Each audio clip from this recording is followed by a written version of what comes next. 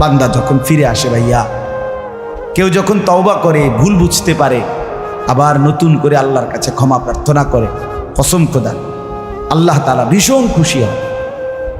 হাদিসে আছে আল্লাহর কোনো বান্দা যখন তওবা করে, আল্লাহ তখন ফেরেশতাদেরকে বলে, আমার ফেরেশতারা 7 আসমান আর জান্নাত সাজিয়ে দাও।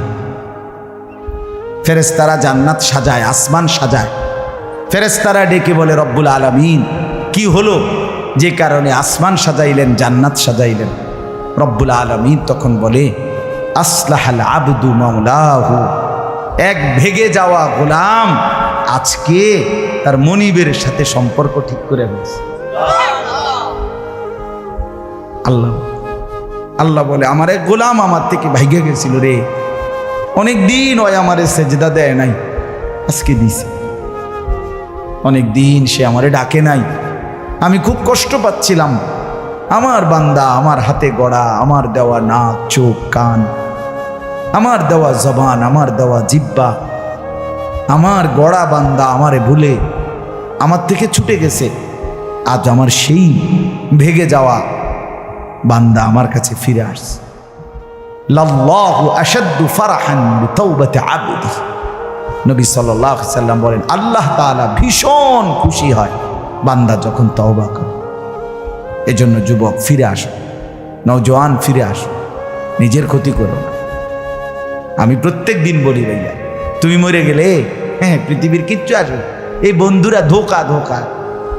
একটা ফোলা ফাইন, তুমি মরলে খানা বন্ধ করতাম, কসম খোদা তুমি লিখা নাও।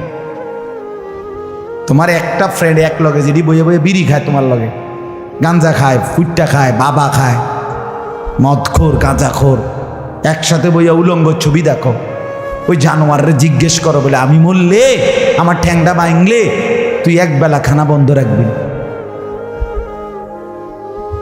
কথা বুঝেন নাই? ধোকা ধোকা, এগুলো ধোকা। ওরা কেউ থামবে না। আরে আপন বাপ মরলে যেই সন্তানরা দিনের বেলা দাফন কাফন করছে, তারা কি সেই সন্তানরা, আপন সন্তানরা রাতের বেলা ভাত খায় না? কথা বলেন না কেন? পাশের ঘর থেকে খানা রান্দাইয়ে আরো বেশি খায়, আরো একটু গোস্ত লাও, যেই কান্দাটা তুমি কাঁদছো আজগা। কি ভাইয়া? তাইলে তাহলে আপন বাপ, তারপরেও তো সন্তান খানা খাইতেছে, তোমার লেগে কাঁদবে কে?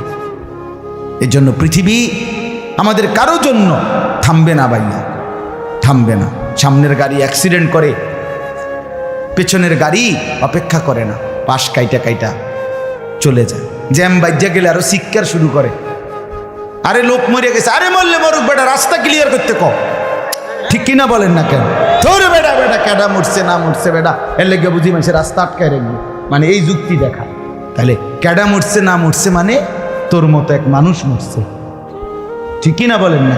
তোর মতো এক সুস্থ সবল মানুষ মরছে বেটা, যে একটু আগে হাত নাড়তো, পা নাড়তো, সেই মানুষটা এখন রক্তে ভাসতেছে বেটা। পাত্তাও নাই, কিসের সময় কাম, কার হাতে সময়? সবাই মেশিনের মতো, যন্ত্রের মতো দৌড়াইতেছে। রাস্তায় দেখেন না সিএনজি, অটো, কি করে সবাই, কারো হাতে সময় না।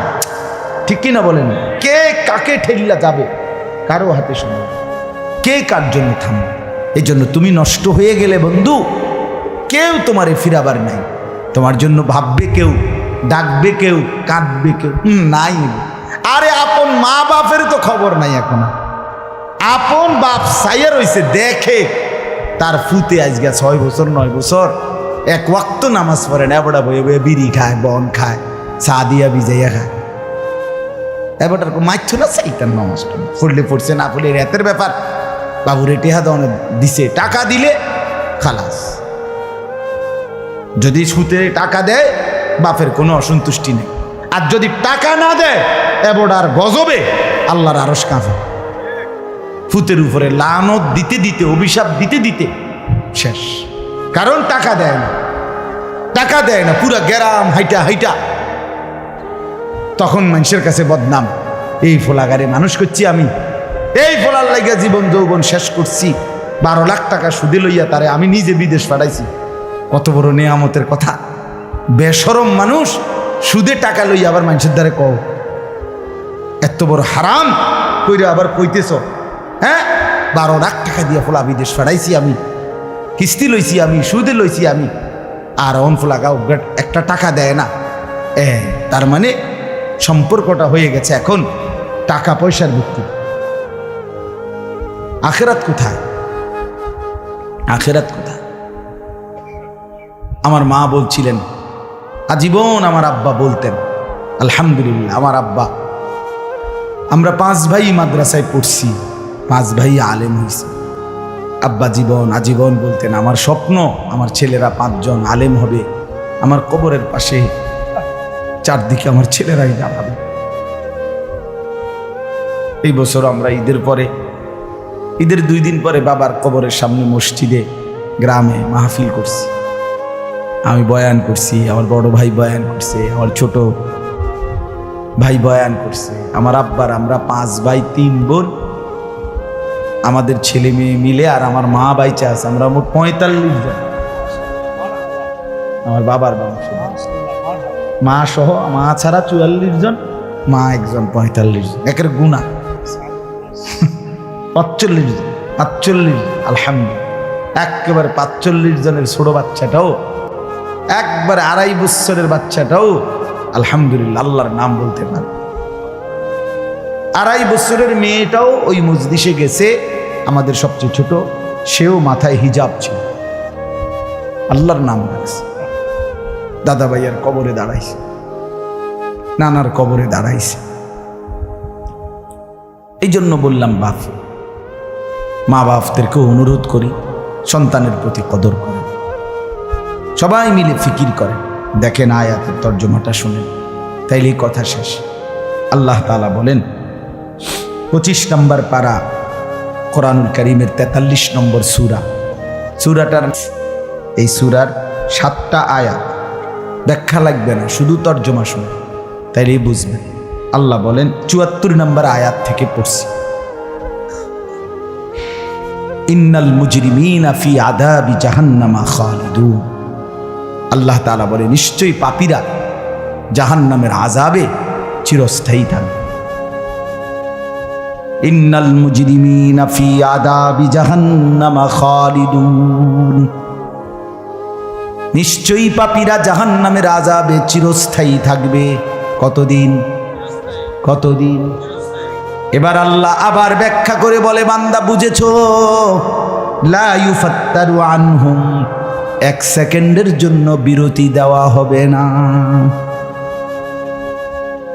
জাহান্নামী চিৎকার করে বলবে, মাওলা আমারে মৃত্যু দিয়ে দেন। আল্লাহ বলবে না। জাহান্নামী বলবে, আল্লাহ একটু সময়ের বিরতি দেন, 10টা মিনিটের বিরতি দেন মাওলা।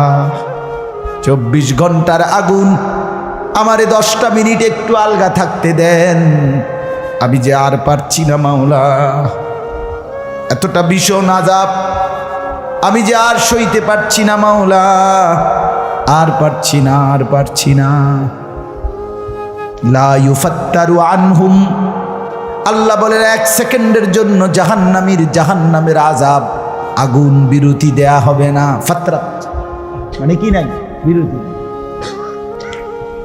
আহুম ফীহি মুবলিসুন, এরপরে আল্লাহ বলেন জাহান্নামী এই দীর্ঘ 24 ঘন্টা অনন্তকাল আযাবের মধ্যে থাকবে। কেমনে থাকবে? মুবলিসুন, বিষণ্ণ হয়ে, উদাস মনে। কোনোদিন চেহারায় 1 সেকেন্ডের জন্য হাসি ফুটবে না, কোনোদিন আর সুখের নাগাল পাবে না। আজ তো বন্ধু রাত কেটে ভোর হয়, ভোর গিয়ে রাত হয়, অন্ধকার আলো হয়, আলো অন্ধকার হয়। যে হাসে সে কাঁদেও, যে কাঁদে আবার সে হাসেও, ঠিক না? কিন্তু রব্বুল আলামিন বলেন ওয়াহুম ফীহি মুবলিসুন, জাহান্নামীর মন, জাহান্নামীর চেহারা বিষণ্ণ, উদাস, সব সময় হাসিবিহীন থাকবে, কোনো সেকেন্ড হাসতেই পারবে না। এবার আল্লাহ নিজে বলবেন মলিন চেহারা দেখে জাহান্নামীকে, জাহান্নামীর চিৎকারে আল্লাহ নিজেই বলবেন ওমা যালামনাহুম, জাহান্নামী